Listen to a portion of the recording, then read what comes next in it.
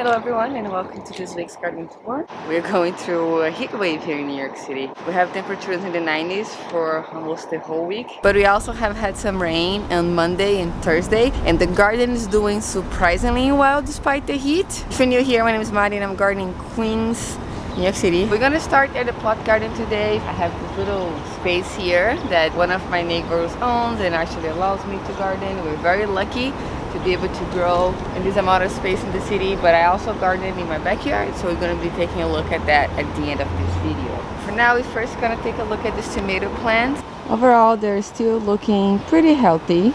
They are just starting to get higher than these little poles that I gave them for support. I did come around this week and had a chance to at least prune the dead leaves and the ones that are not looking really good. But if you might notice here, I am not pruning the suckers.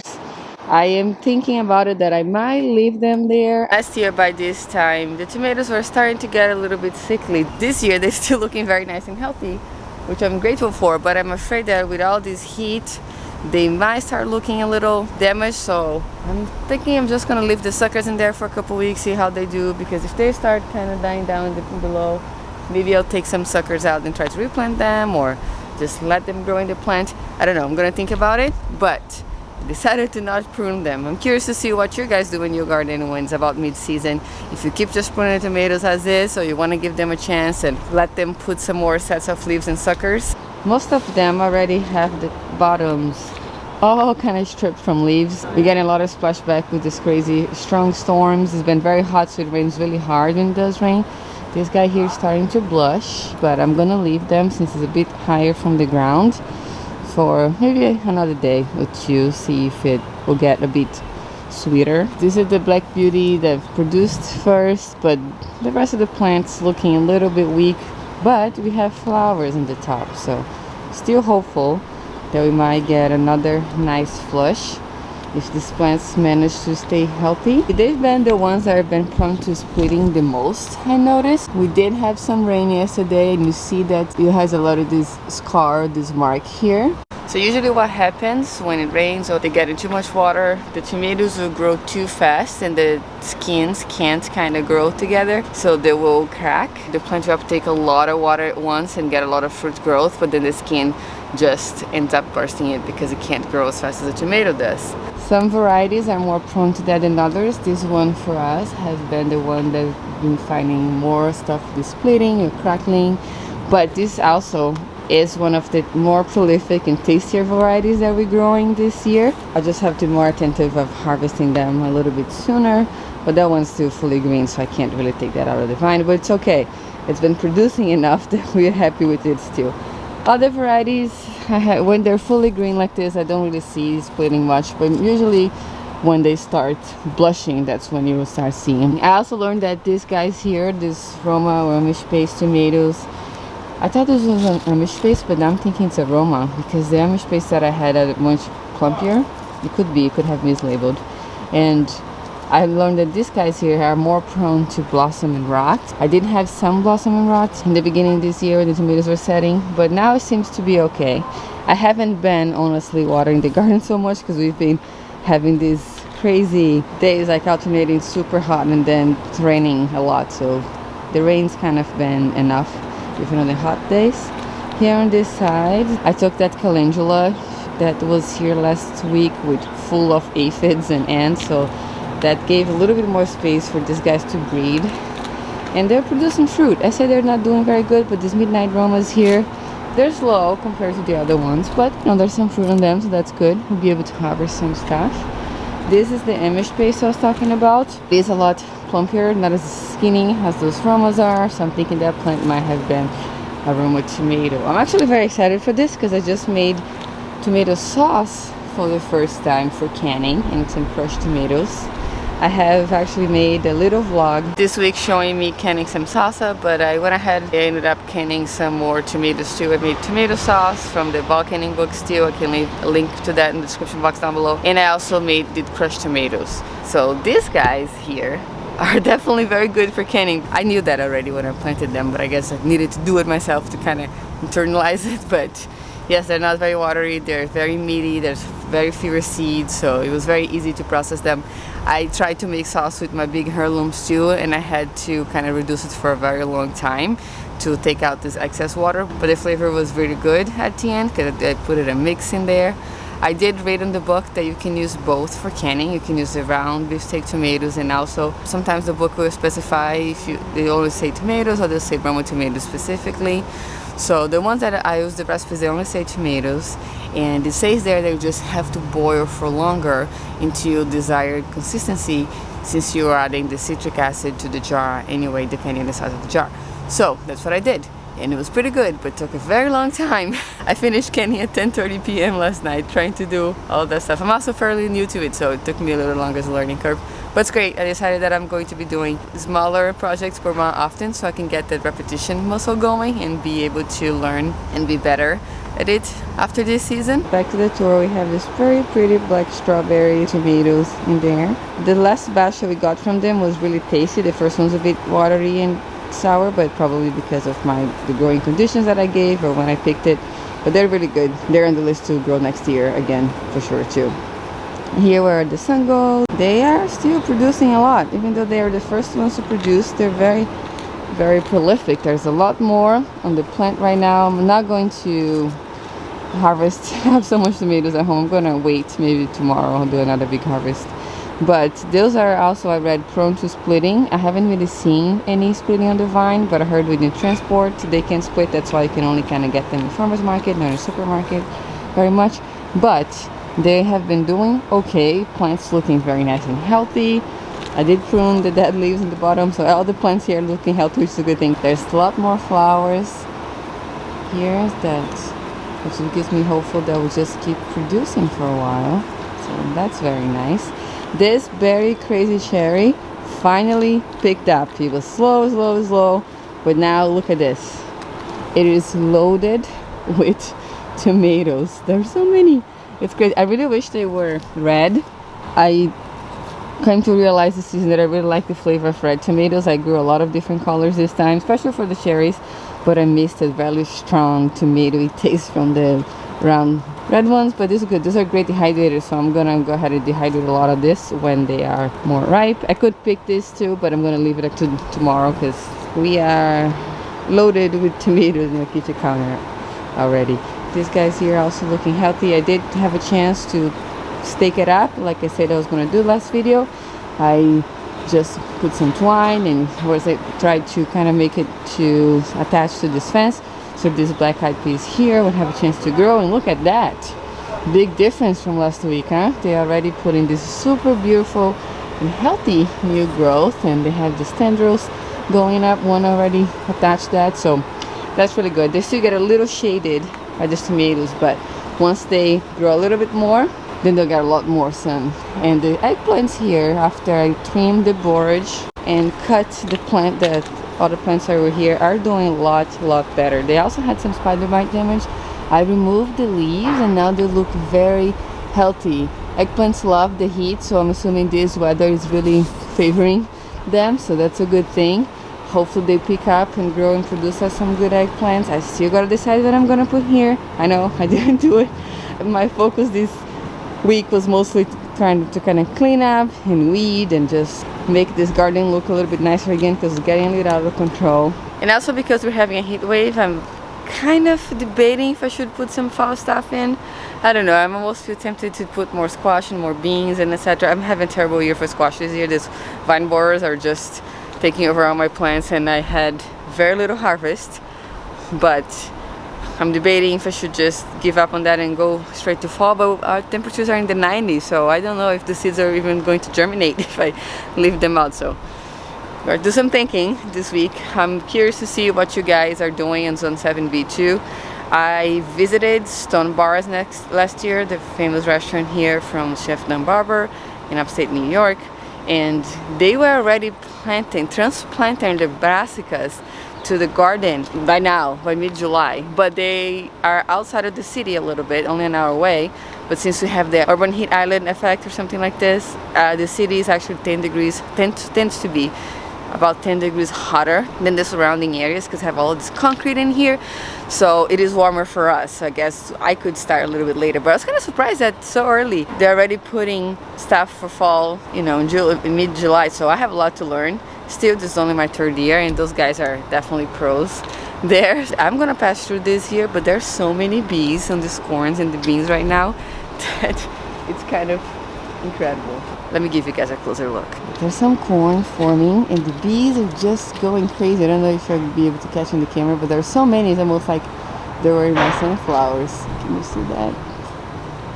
There's so many of them. It's really cool to come here in the morning and watch them. I love it. I can have my coffee here before going to work while I'm watering, and I'm just like, they'll mesmerize me for a while. But we have also these little tiny flowers from the beans, and they are feasting on them too, not only on those tassels, which is cool. The beans are finally catching all the way through the trellis. I'm very, very excited. Can't wait till they put up some leaves in there.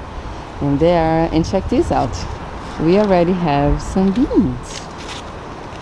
How cool is that? That one's ready to be picked, but I'm doing a harvest tomorrow. Actually, when you get close, I just see a lot. Look at that. There's some here, here, here, here. All right, it's gonna be a good week for us for bees next week, hopefully. I'm gonna move on now and let the bees do their work here peacefully. I don't know if you guys can see this too, but they're still there, lots of them. So we're happy with this way the tricity bed is looking, even though we're not having luck with the squash. Those beans knocked off that corn there, but it's all right. I guess it happens. They just found their way to that trellis over there, which is cool. And here, peppers are doing good now. There's a lot more. They're producing good. I harvested last week. If you guys watched the last garden tour, you saw it. There's a lot more already. I'm gonna leave them in here again, not harvesting this time. There's a lot of blushing tomato there. That's good. I'm happy with this bed. I thought it was not gonna do anything. I'm glad I didn't take the plants, just waited, because now it's finally just picking up. The watermelon here, the baby watermelon, is growing and it's meeting here with these beans that are coming from there, and I hope that keeps going on this trellis. No idea if it's going to produce or not, but I'm just happy that's looking much healthier than it was in the past few weeks.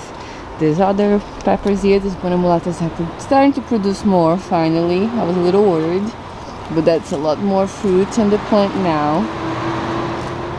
And I don't remember if I showed that last video, but I planted some basil seeds in here and they finally germinated probably a couple weeks ago, but I kind of noticed them more now since they grew super fast this week with the rain and the heat.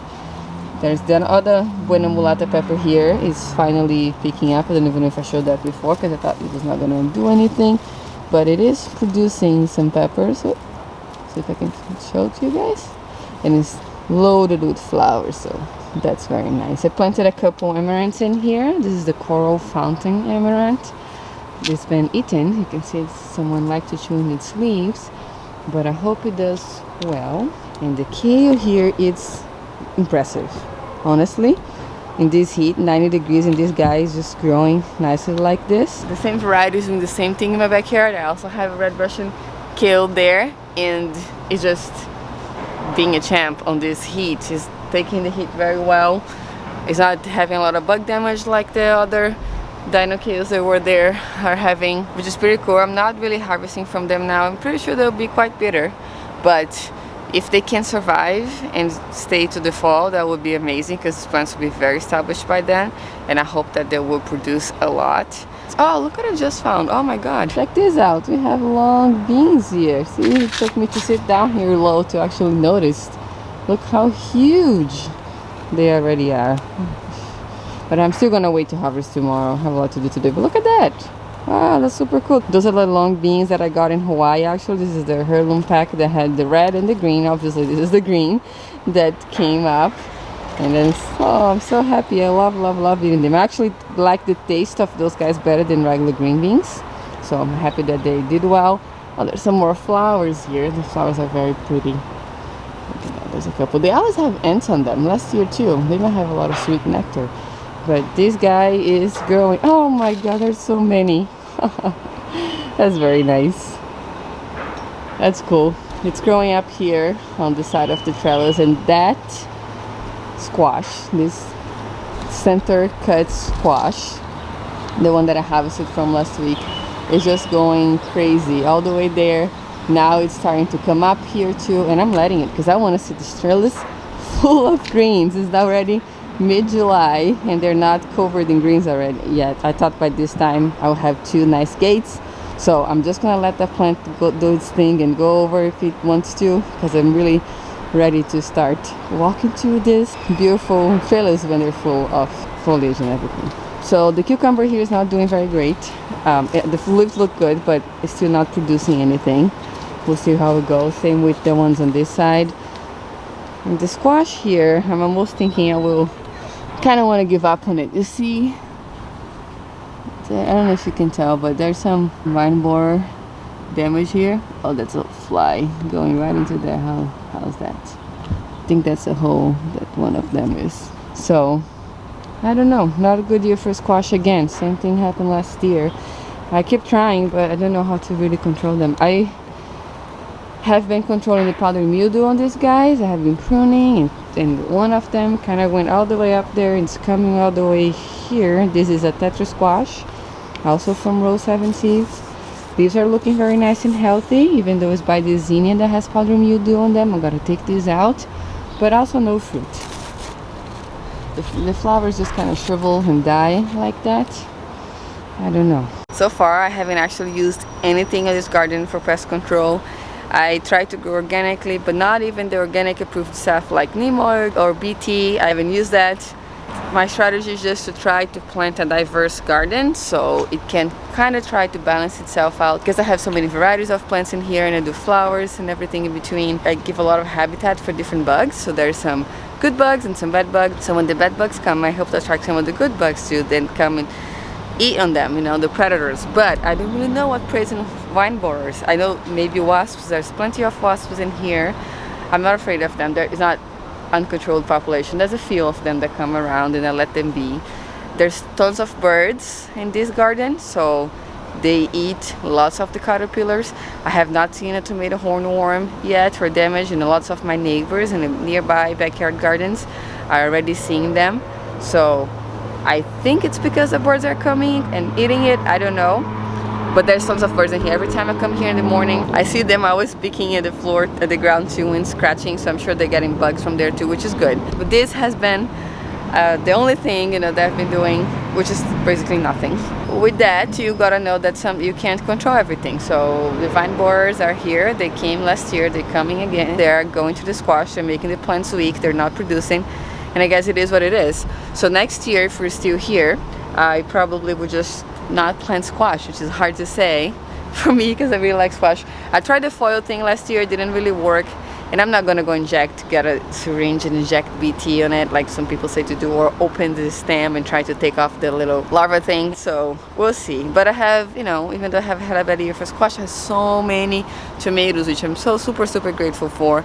And peppers are starting to come in. Hopefully have some eggplants soon. The cucumbers in my backyard are producing, even though the ones here are not. So it's always a balance. Sometimes you get a lot of some things and not a lot of other things, but that's okay. I am totally fine with that. I know I'm gonna have a lot of beans too. If I was going to live in this property in New York City for 10 years, which is not the goal, but I would probably just try to grow things that do well in here. If I know that these other things are always dying, maybe I'll try to just, you know, figure out what's good. I know that eventually I might attract other pests, but it's always important to know your climate or to know your location and your region.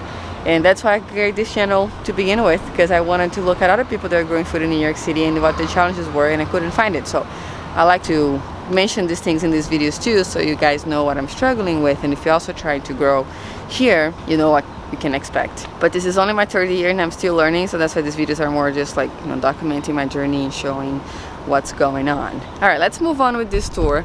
I'm actually almost done here. We're just gonna take a look at these flowers. I actually bought a basket with me. Let me go grab it. And I want to cut some flowers because Danny's family is coming over for dinner and I want to have a nice little arrangement on the table. So I'm gonna go ahead and pick some of the flowers growing here on this side. I am obsessed with this queen lime zinnia from this mix. Green one with the purple little lilac inside is just so beautiful. I am going to be taking some of them in with me, and later in the season I'll leave some here so I can collect seeds. Last year I only grew the red ones, and I think they're very pretty too. This year this is the whole Queen Lime series mix, as I've been mentioning on the garden tours. And I don't know if I like the orange ones very much. They haven't been very doubled compared to those two here. Those two might be my favorite. This guy and now this green pretty one here. So I'm taking some of this with me. I always feel bad to cut flowers in the morning, because check this out. When I see a little pollinator delighting themselves in it, I feel bad to take, but there's plenty. They have a lot more options here, so I'll take a few and I'll try not to feel so bad about it. I'm actually gonna start here with this guy. I don't know the name of this, sorry. I said I was gonna look at my past videos to let you guys know, but I didn't have a chance to do that. This definitely look very nice as a filler, and because this one is falling, I'm gonna cut this one up. Look at these Snapdragons. I was thinking to get some of them too. It's hard to see with this light. It's getting bright very early now here, but they're kind of yellowish. I'll take some of these too, I think, for the house. Maybe some celosias. This was intended to be the pollinator side or cut flower side, so I'm happy with the way it's turning out. Last week I said this middle was kind of too low, but it's getting some height, which is cool. Sometimes you just have to wait. That's probably one of the greatest lessons that the garden teaches me every day. Just have patience. You know, sometimes I tend to just rush and want everything to get done very fast, but I see that when I leave things to be, they just, you know, catch up. They'll come eventually, which is good. I always feel so bad cutting these Snapdragons. They're so pretty. I know that they will put up some more growth. Oh, those are full of, because of the rains, full of dirt. They always feel a little flimsy to me. This one is broken, so I'm putting back in here.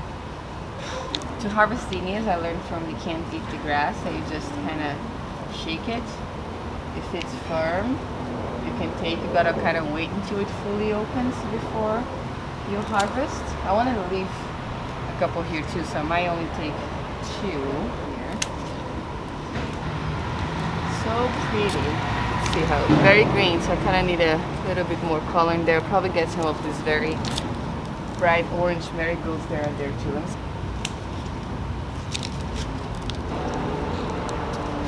I'm not the greatest at composing because I just grab what's available and try to make it pretty, but I will go with what the garden has to offer.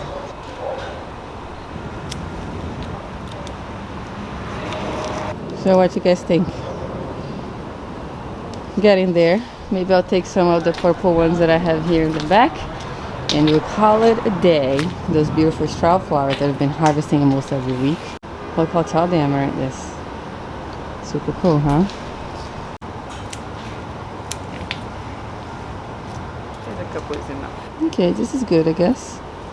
I like that. We'll make it prettier when we get home, but it's definitely enough. Right now, I gotta go put this in water as soon as possible because it's so hot, but I'm just gonna show the grapevine real quick before I leave. Oh, I also had a chance to prune the fig tree. As you guys remember, there's not a lot of baby figs here anymore. It's looking much nicer, but now I exposed a lot more of the weeds, so I gotta take some time to come and weed all of this again. But here the grapevine again, looking amazing, full of grapes.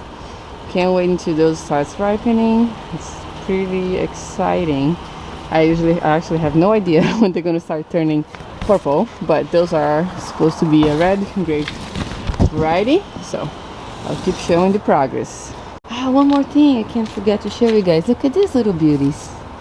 I have this fairy tale eggplant. So there's some producing in my backyard too. I have already harvested some this week. Excited to have some more showing up here. Now they have this white stuff on the bottom. Same with my patio baby eggplants. Most look like a scar or something. We've still been eating them, but I don't really know what causes it. Hopefully these plants will get bigger and produce a lot more. Alright, let's give this flower some water.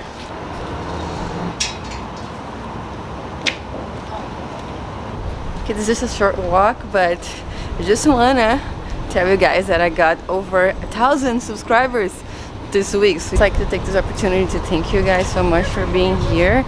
It is so exciting to know that over 1,000 of you are interested in this little New York City urban garden. I'm very happy that I can share some of my journey with you and hopefully also encourage you to grow some of your food no matter what you are.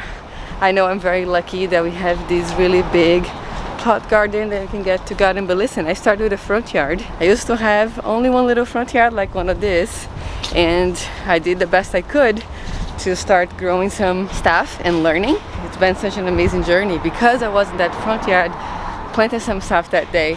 My neighbor that owns this plot came and say, hey, you seem like you look like you know what you're doing, which I really didn't at the time. He was my second year gardening, but he was like, hey, I have this space that my dad used to garden and it's not being used anymore if you want to garden there.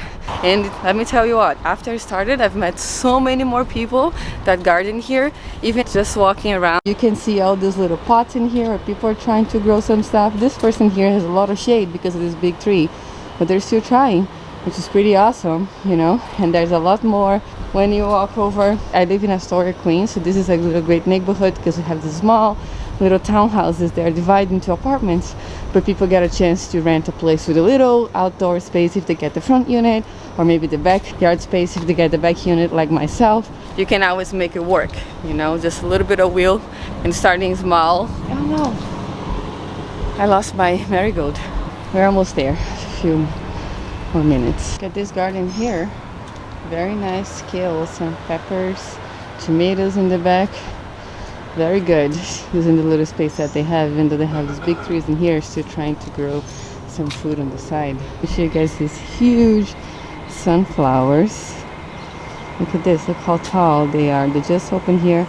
On the side they're volunteers from last year. If you're new here, this is the little front yard that I used to garden last year. I built these two raised beds here, and I used to grow a lot of stuff in this little space, but now I'm renting the back apartment of this building, and there we have the backyard attached to that. But I used to have a lot of stuff going here, even though now it's mostly just flowers and herbs. And these beautiful huge sunflowers here just volunteered from a big sunflower head here in the middle, and I threw one of the heads there. Now look at that, it's just gorgeous.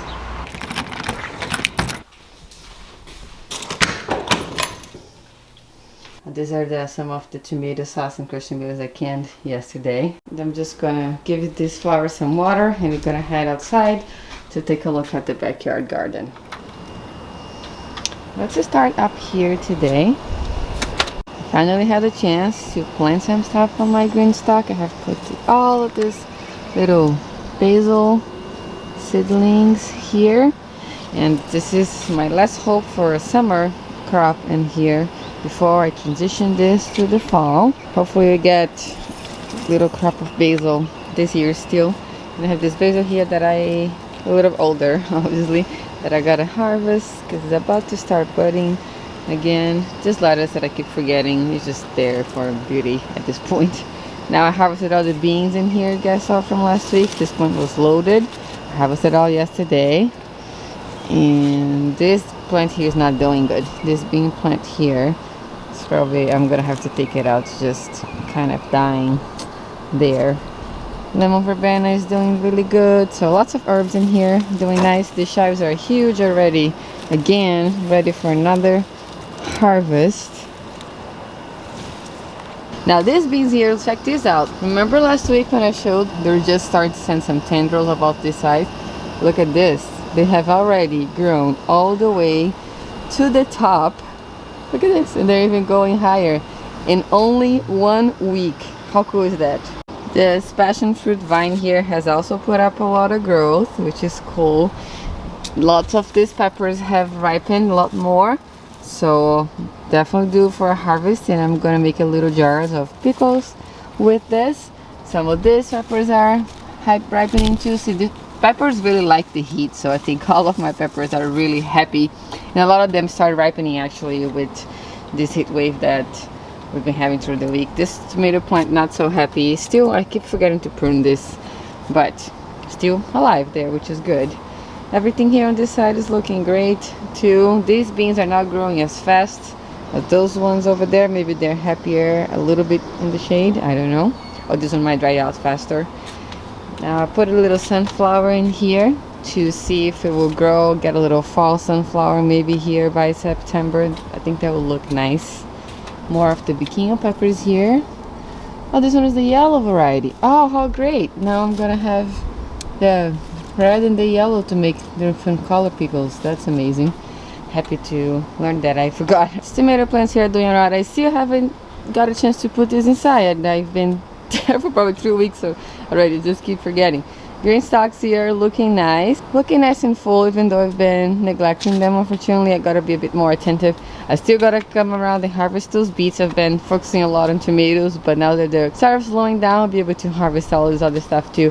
I planted my sweet potatoes leaves super late, but you know what? Better later than never. And that is actually even more over here from just the sweet potatoes that I showed you guys. Actually quite early. I believe it's probably in April or even March when I started those. I have a video about it. I'll make sure to link it to it too. These sweet potato slips were ready to be planted probably since May. What happened was I literally just kept forgetting about them, just being honest here. I ended up focusing a lot more on some of the other stuff and sort of neglected this a bit. Back here, the Puma peppers have also started to ripen. Look at this beautiful color that is actually turned. So it was all black like this last week, and now it has started to turn to this beautiful orange and keeps this nice tint over here on the top. So it's very, very pretty.